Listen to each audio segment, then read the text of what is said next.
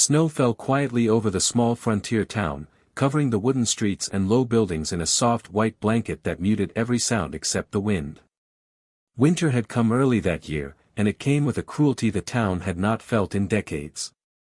At the edge of the main road stood a simple wooden cart, its wheels half buried in snow, and inside it lay a baby wrapped tightly in a patchwork quilt made from scraps of old cloth, each piece stitched with care and desperation. The child's cheeks were pink from the cold, eyes wide and curious, unaware of the hardship surrounding him. Leaning over the cart was a young woman whose face held both gentleness and exhaustion. Her hair was loosely tied back, a few strands escaping to frame her pale but beautiful face. She moved slowly and carefully, tucking the quilt closer around the baby, her hands trembling not from fear but from the biting cold. She had known hardship before, but this winter tested every strength she had left. Behind her stood a man, tall and broad-shouldered, his coat slung over one arm. His face was rugged yet kind, made handsome not just by strong features but by the concern visible in his eyes. He watched the woman and the child with quiet determination, as if weighing every decision that had led them to this frozen moment. Just hours earlier, the woman had refused his coat, insisting the baby needed it more, even as the cold crept into her bones.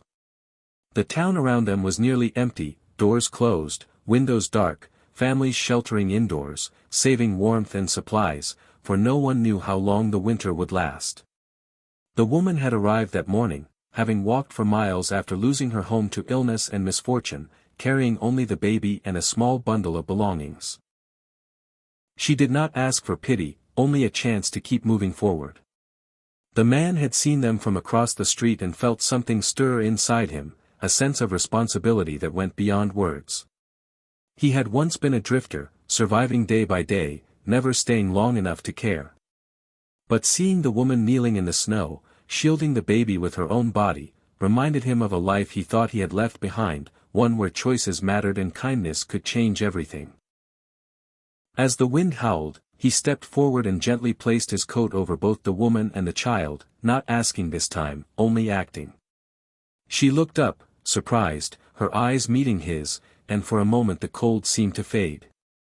Around them, the town felt less empty, as if hope itself had paused to watch. A shop door creaked open nearby, and an older woman stepped out, drawn by the sight of the baby. She brought bread and warm milk, then another neighbor followed, then another, until the street slowly filled with people who remembered what it meant to care. The cart was pushed toward a warm building, the baby finally sleeping peacefully, and the woman allowed herself to breathe, just for a moment. The man walked beside them, no longer a stranger but not yet anything else, simply someone who chose to stay. That night, as the fire crackled and the storm raged outside, the town understood that survival was not only about strength or supplies, but about choosing compassion when it was hardest. And in the quiet warmth of that small room, with snow piling high beyond the walls, a baby slept safely, a young woman found rest, and a man discovered that sometimes the bravest thing was not enduring the cold alone, but standing together against it.